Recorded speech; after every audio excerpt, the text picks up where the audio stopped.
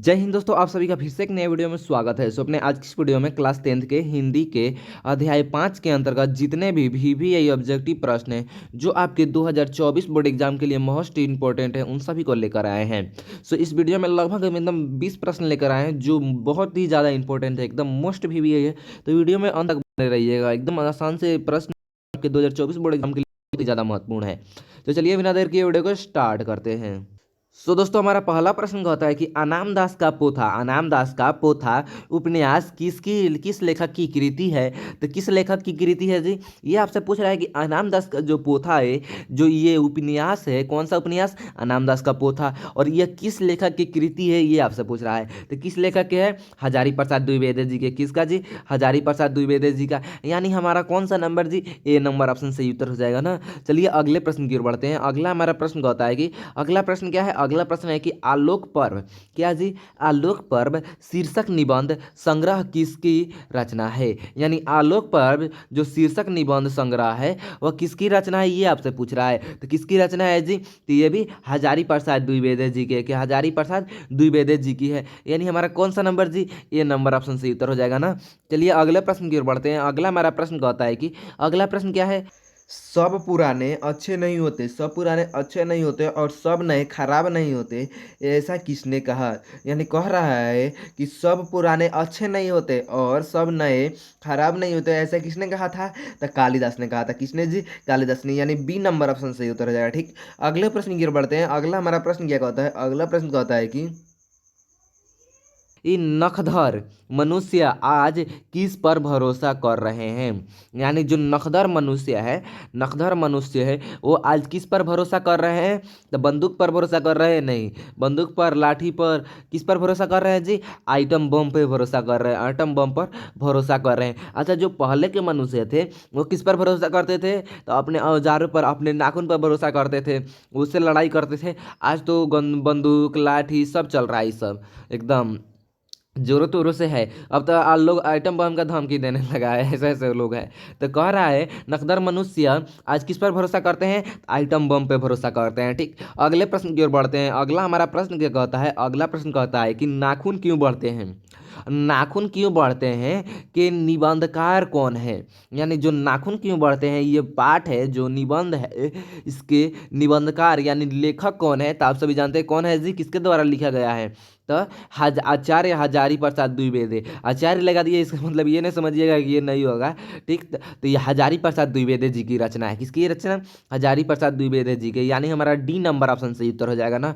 D number option सही उत्तर हो जाएगा। ठीक, अगले प्रश्न की ओर बढ़ते हैं। अगला हमारे प्रश्न कहता है, अगला प्रश्न कहता है कि पुराने के मोह सब समय वांछनीय नहीं होते, किस लेखक की पंक्ति है?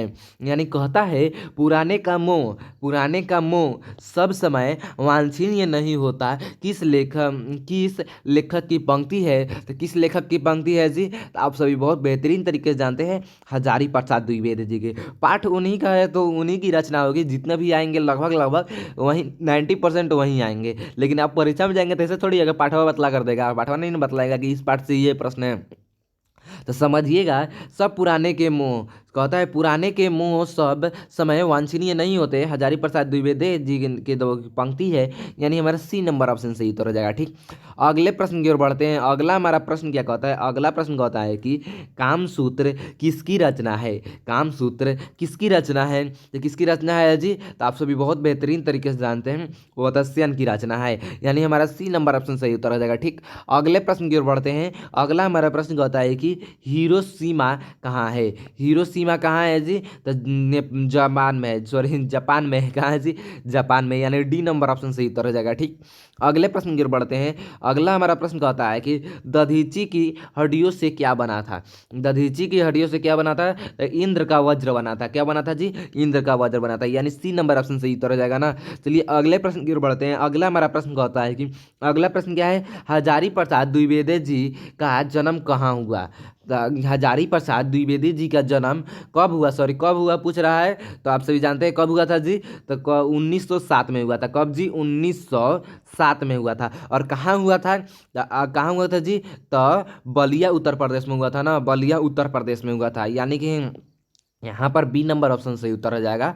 अगर अगली की बात करें तो कौन सा जगह भूपेश जी बलिया उत्तर प्रदेश में हुआ था ना, तो यही पूछ रहा है कि हजारी प्रसाद द्विवेदी जी का जन्म कहाँ हुआ था, तो कहाँ हुआ था जी, तो बलिया उत्तर प्रदेश में, यानी सी नंबर ऑप्शन सही उत्तर हो जाएगा। ठीक, अगले प्रश्न की ओर बढ़ते हैं। अगला हमारा प्रश्न क्या कहता है, अगला प्रश्न कहता है कि देवताओं के राजा से किन्हें संबोधित किया जाता है। ठीक, यानी देवताओं के राजा से किन्हें संबोधित किया जाता है, तो किन्हें संबोधित किया जाता है जी, इंद्र को संबोधित किया जाता है। ठीक, यानी हमारा कौन सा नंबर है, सी नंबर ऑप्शन सही उत्तर हो जाएगा ना, सी नंबर ऑप्शन सही उत्तर हो जाएगा। ठीक, अगले प्रश्न की ओर बढ़ते हैं। अगला हमारा प्रश्न क्या कहता है, अगला प्रश्न कहता है कि यहाँ पर बड़ा हो गया, कोई नहीं। तो अगला प्रश्न क्या है, नखदर नख सॉरी नख किसका प्रतीक है, या नाखून किसका प्रतीक है। नाखून किसका प्रतीक है जी, तो मनुष्यता का प्रतीक है।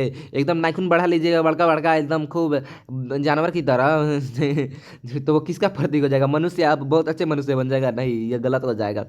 पशुता का प्रतीक हो जाएगा ना, जानवर की तरह नाखून बढ़ाएंगे तो इसके तो जानवर ही नहीं खाएंगे। तो यानी हमारा किसका कौन सा नंबर जी, हमारा बी नंबर ऑप्शन सही उत्तर हो जाएगा। ठीक, यानी बी नंबर ऑप्शन सही उत्तर हो जाएगा। चलिए अगले प्रश्न की ओर बढ़ते हैं। अगला हमारा प्रश्न क्या होता है, अगला प्रश्न कहता है कि नाखून के अनुसार, समझिए सॉरी लेखक के अनुसार, नाखून बोल रहे हैं, लेखक के अनुसार मनुष्य के नाखून किसकी जीवंत प्रतीक है।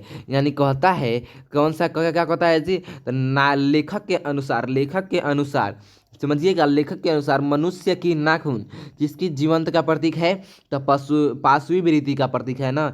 यानी हमारा कौन सा नंबर है, सी नंबर ऑप्शन सही उत्तर हो जाएगा। ठीक, अगले प्रश्न की ओर बढ़ते हैं। अगला हमारा प्रश्न क्या कहता है, अगला प्रश्न कहता है कि हजारी प्रसाद द्विवेदी जी की मृत्यु कब और कहाँ हुई। हजारी प्रसाद द्विवेदी जी की मृत्यु कब कहाँ हुई, तो आप सभी जानते हैं कब हुआ था जी, तो 1979 में। कब जी, 1979 में। और कहाँ, तो दिल्ली में हुआ था। कहाँ जी, दिल्ली में हुआ था। यानी हमारा ए नंबर ऑप्शन सही उत्तर हो जाएगा। ठीक, अगले प्रश्न की ओर बढ़ते हैं। अगला हमारा प्रश्न क्या होता है, अगला प्रश्न क्या होता है कि सहजात वृत्तियाँ किसे कहते हैं। सहजात वृत्तियाँ किसे कहते हैं, तो अनजान स्मृतियों को सहजात वृत्तियाँ कहते हैं। यानी बी नंबर ऑप्शन सही उत्तर हो जाएगा। ठीक, अगले प्रश्न की ओर बढ़ते हैं।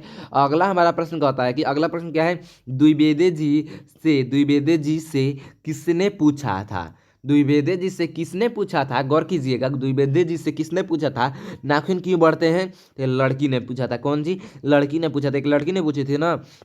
यानी बी नंबर ऑप्शन सही उत्तर हो जाएगा। ठीक, अगले प्रश्न की ओर बढ़ते हैं। अगला हमारा प्रश्न क्या कहता है, अगला प्रश्न कहता है कि नाखून क्यों बढ़ते हैं पाठ में बूढ़े ने सबसे बड़ी चीज किसे मानते हैं। यानी कि कहता है नाखून क्यों बढ़ते हैं पाठ में बूढ़े ने सबसे बड़ी चीज किसे माना है, तो किसे माना है जी, प्रेम को माना है। किसे जी, प्रेम को। यानी हमारा कौन सा नंबर जी, ए नंबर ऑप्शन सही उत्तर हो जाएगा ना। चलिए अगले प्रश्न की ओर बढ़ते हैं। अगला हमारा प्रश्न क्या कहता है, ललित निबंध है। अब ललित निबंध इन चारों में से कौन है, ये आपसे पूछ रहा है, तो कौन है जी, तो इन चारों में से कौन सा ललित निबंध है, तो नाखून क्यों बढ़ते हैं, ये हमारा ललित निबंध है। यानी हमारा बी नंबर ऑप्शन सही उत्तर हो जाएगा ना, बी नंबर ऑप्शन सही उत्तर हो जाएगा। ठीक, अगले प्रश्न की ओर बढ़ते हैं। अगला हमारा प्रश्न क्या कहता है कि हजारी प्रसाद द्विवेदी जी द्वारा, यहाँ पर टाइपिंग नहीं आ रहा था द्वारा, यहाँ पर भी गलत लिख रहे हैं,